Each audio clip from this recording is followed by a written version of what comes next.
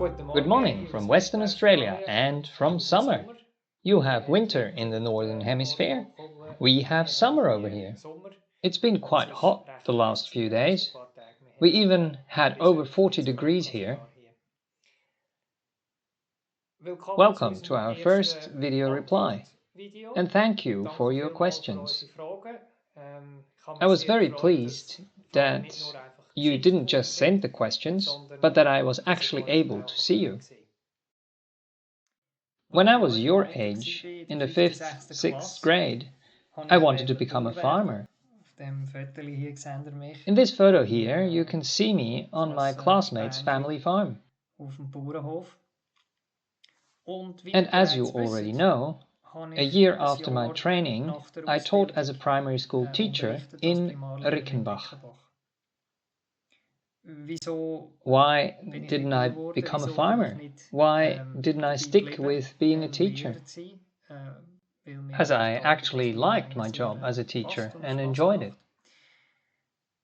A lot of different factors contributed to this. It's not always so easy to say it was just one thing that leads someone in a certain direction on one's path of life. However, one thing that I can certainly say was important in my life is, when I was a little fellow, you can see me here, when I was 4 years old, that's when I met my neighbor. Well, I just went over, and when she opened the door, I ran into her bedroom and started jumping around on her bed, even though we didn't really know each other. That's how we met back then. She was interested in Buddhism for many, many years. So, through her, so to speak, I became acquainted with Buddhism. And I grew more and more into it. My neighbor also introduced me to the first monks. I also attended meditation courses that she organized.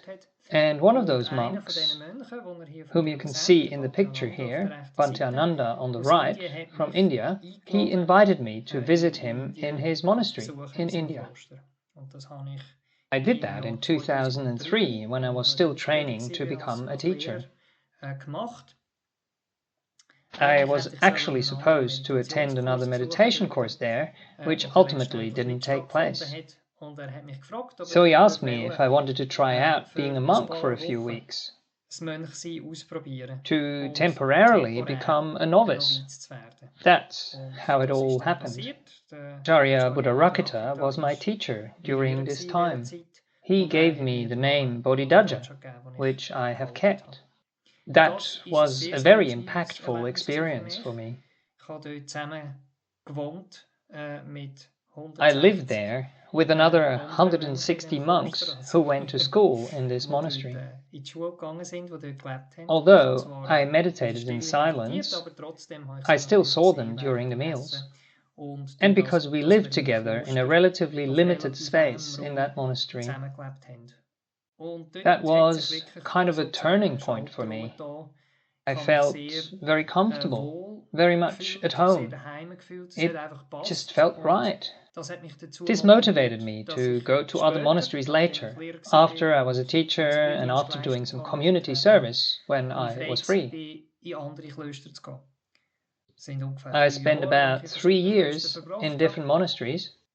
I spent 2 years in Germany in the community you can see here, with 3 monks in the Allgäu. That's where I met my teacher from Australia. The first time was in 2008. And in 2009 I was in Australia for the first time and again felt so at home here